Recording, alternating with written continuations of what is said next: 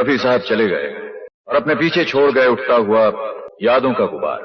उनको चाहने वाला हर इंसान यादों के उस गुबार में उन्हें ढूंढ रहा है। ये दुनिया अगर मिल भी जाए तो क्या है? साहिर लुधियानवी साहब ने सही लिखा था, अगर दुनिया मिल भी जाए तो क्या है, आखिरी मकाम तो यही है।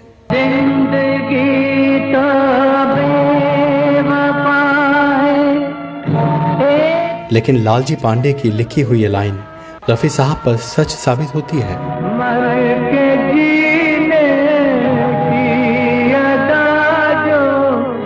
वाकई उन्होंने खुद को मुकद्दर का सिकंदर साबित कर दिया।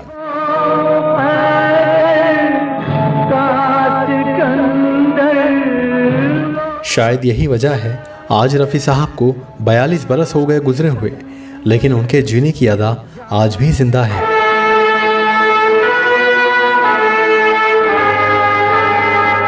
आदाब, नमस्कार, आप सबका इस्तकबाल है। आप देख रहे हैं सदाबहार फनकार और मैं हूं रिजवान खान। दोस्तों, आज एक नया वीडियो आपके लिए लेकर आए हैं और आपने इस गेटअप में मुझे पहली बार देख रहे होंगे। असल में गेटअप नहीं, आप देख सकते हैं बारिश बहुत हो रही है।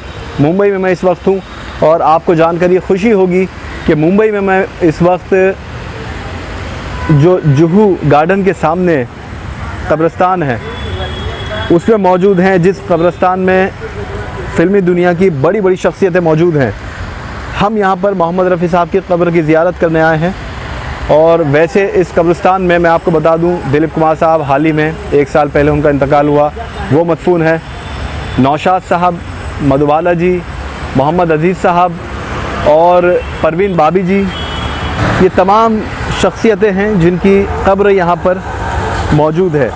तो आइए चलते हैं अंदर और ज़ियारत करते हैं। आज से ठीक 42 साल पहले 31 जुलाई 1980 का वो दिन था जब रफ़ी साहब को ऐसी ही तेज़ बारिश में उनके आखिरी मकाम पर इसी कब्रिस्तान में लाया गया था। उस दिन भी बारिश थी और आज भी बारिश है। मैं तो दुनिया में आया भी नहीं था। मेरे दुनिया में आने से पहले रफ़ी साहब ने दुनिया वालों पर एक जादू किया और रुखसत भी हो गए। उन्होंने दुनिया को भी जीता और दुनिया वालों को भी।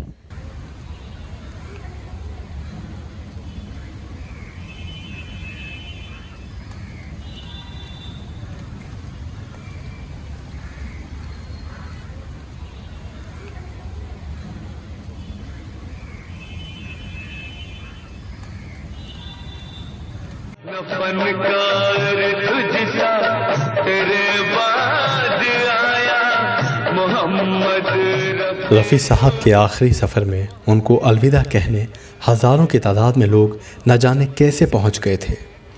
रफ़ी साहब के इंतकाल की खबर कुछ ही घंटों में आग की तरह पूरे हिंदुस्तान में फैल गई और क्या हिंदू क्या मुसलमान, मज़हब की जंजीरों को तोड़कर हर शख्स अपना सब कुछ छोड़कर उसी हालत में भीगता हुआ कब्रिस्तान पहुंचा।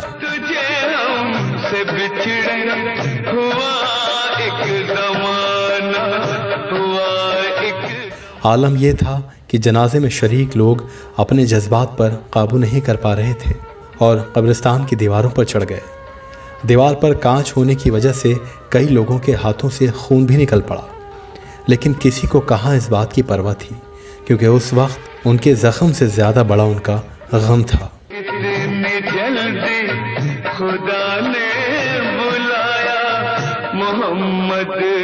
पहली बार किसी ने ऐसा जनाजा मुंबई में देखा था।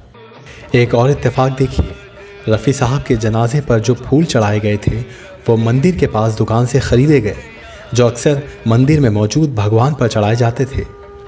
रफ़ी साहब को इसी कब्रिस्तान में सुपुर्द खाक किया गया और उनके चाहने वालों ने उनके कब्र की मिट्टी को निशानी बनाकर हमेशा अपने पास संभाल कर रखा।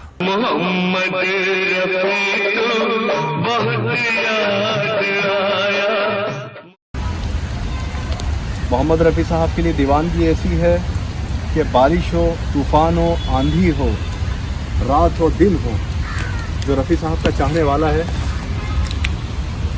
वो इन सब की परवाह नहीं करता। और बहुत तेज़ बारिश थी, उसके बावजूद मुझे ये मौका मिला है रफ़ी साहब की कब्र की ज़ियारत करने का, फातिहा पढ़ने का और उनके लिए दुआएं करने का। बहुत कम लोग इस जहां में ऐसे आते हैं जो ज़िंदगी भर याद रह जाते हैं। उन्हीं में से एक हैं मोहम्मद रफ़ी साहब। असद भोपाली भी शायद रफ़ी साहब के बड़े चाहने वाले होंगे। दिल का सोना सा तराना ढूंढेगा। उन्हें पता था रफ़ी साहब को वाकई उनके जाने के बाद भी ज़माना ढूंढता रहेगा।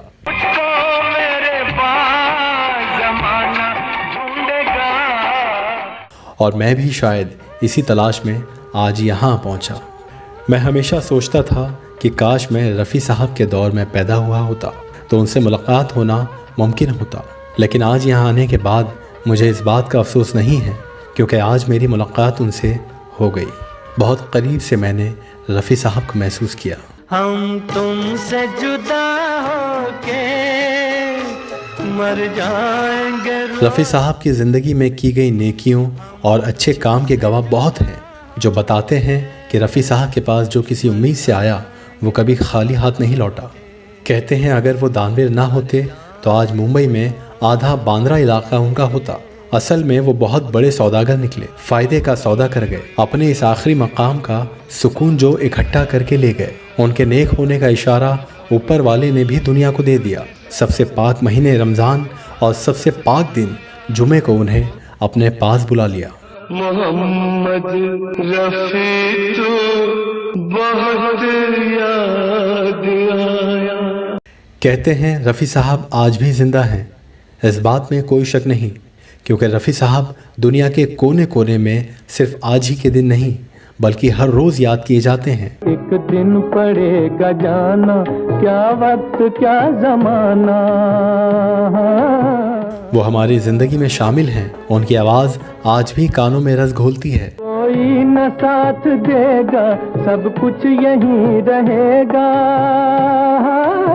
हर रोज़ उनके किस्से सुनाए जाते हैं। रोज़ाना उनके गानों की फरमाइशें की जाती हैं और रोज़ ही उनको पूजा जाता है। जाएंगे हम अकेले ये जिंदगी के मेले, दुनिया में कम न होंगे, अफसोस हम न हों। ऐसा शख्स कभी मरता नहीं है, सिर्फ रूपोश हो जाता है। जब कभी भी सुनोगे गीत मेरे। दोस्तों, मोहम्मद रफ़ी साहब के कब्र की ज़ियारत तो हमने कर ली, फातिहा पढ़ ली। उनके लिए दुआ है कि अल्लाह ताला उनको और तमाम जो यहाँ पर मदफून हैं मरहूमीन, उनकी मग़फ़िरत करे, उन्हें जन्नतुल फ़िरदौस में आला मकाम अता करें और उन सब के कब्र के अज़ाब को बख्श दें। हमारी यही दुआ है तमाम मरहूमीन के लिए। उम्मीद करते हैं ये वीडियो आपको पसंद आया होगा। बारिश बहुत हो रही है और हमें बहुत खुशी मिली। रफ़ी साहब की कब्र पर जाकर फातिहा पढ़कर हम आए। दिलीप साहब की कब्र पर फातिहा पढ़ी, नौशाद साहब मधुवाला जी की कब्र पर फातिहा पढ़ी और उम्मीद करेंगे आपको पसंद आएगा। जैसे कि मैंने कहा, अगले वीडियो तक इंतज़ार करें। रफ़ी साहब से जुड़ी हुई कुछ और वीडियोज़ आपके लिए लेकर आएंगे। तब तक दीजिए इजाज़त, रखें अपना ख्याल। आदाब।